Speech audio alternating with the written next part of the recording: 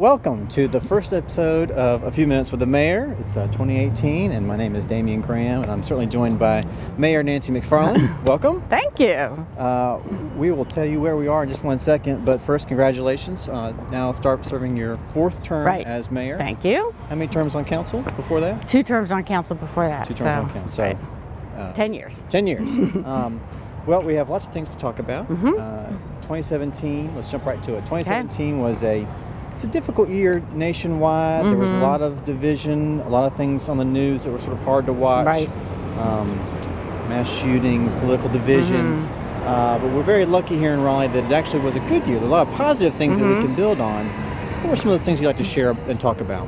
Well, you know, last year we did wrap up a series of community conversations that took place throughout the whole city, all the different districts, and it really was some great, sometimes tough conversations about race relations, police relations, but the people that participated really got a lot out of it. We picked our park planner for Dix Park and are well underway with that, and the group we picked, Michael Van Valkenburg, is just incredible. They are incredible. They've done amazing things, and so this year we're going to see a lot of public engagement.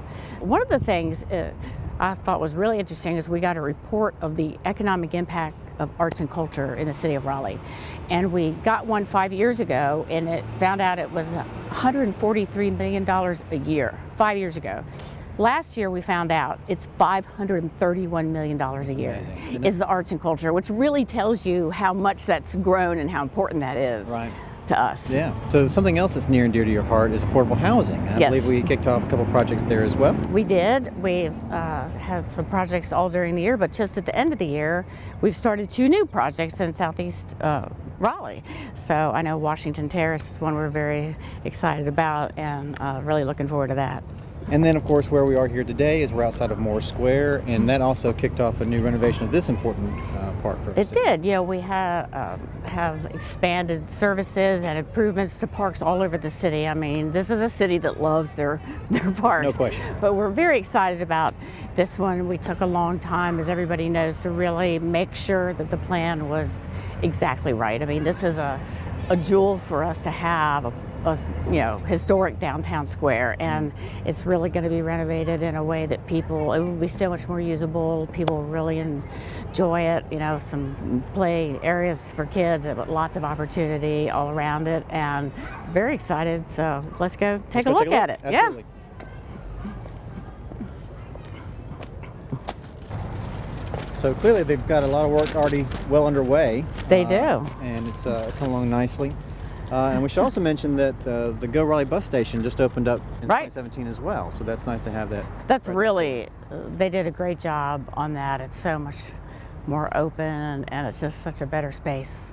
Yeah, absolutely. And so as we look or pivot towards 2018, here we are in January, what are some of the things that folks can look forward to seeing from the city in 2018? This year is really it's really going to be great, because this is when we're really getting into all the meat of the planning and looking at some really creative ways to get everybody involved. Our Union Station's going to come on board soon, and that's going. We can already see how that's starting to change the warehouse district, just the interest, the amount of private investment that's going on in the area. We love to see big, expensive buildings, because that contributes to our tax base, which helps keep everybody else's taxes low. But that also shows the importance of transit to businesses and to people. That it's really driving a lot of decisions. And I'm sure we'll see the same here when this project is done. That then we'll start to see more investment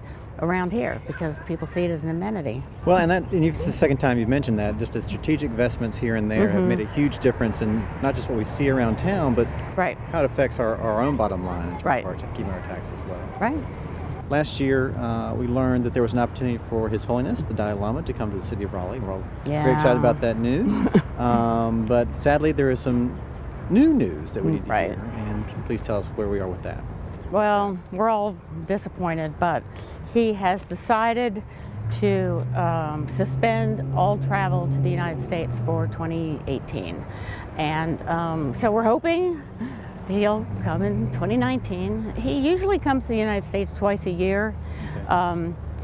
but I think he's, having met him and seeing how excited he gets about, all these projects, and you can imagine everybody on the planet wants him to come. But I think I think the team that surrounds him is mindful of his time and his age, although he's 82, but you would never know it when you're with him because he has more energy than most people I know. We're still engaged in talking, and he still wants to come, and we'll just see how it works out. So, but speaking of the council, we are somewhat historic. Well, this is historic that with this new council, we have a couple new members, and we now have 50% of the council is comprised of women. That's right. And so, what does that mean to you as a female mayor of the fastest growing city in the world, and certainly having support from your council? What does that mean for us? Well, I think it's. I mean, I think it's really good. I think it makes this statement that it's perfectly normal to have women in elected office, and I think everybody knows that the percentage of women in public office does not represent the percentage of women in the population, and we get paid the same as the male councilors. So everybody knows. Not much. I think you should. It's it's not much. I think I get a lot of in the past few years. One of the best things I do is get to talk to girls, whether it's Girl Scout troops or just schools or whatever. And I think for them to see women in elected office, that will be the norm for them. They would not think there's any reason they shouldn't do that if that's what they want to do. So I think from that aspect, it's really important. I know that my daughter asks me just about every other day is, do you get to talk to the mayor? So it's registering early at an early age. So one last question, always a fun question. We just had, starting the new year, curious if you have any New Year's resolutions this year.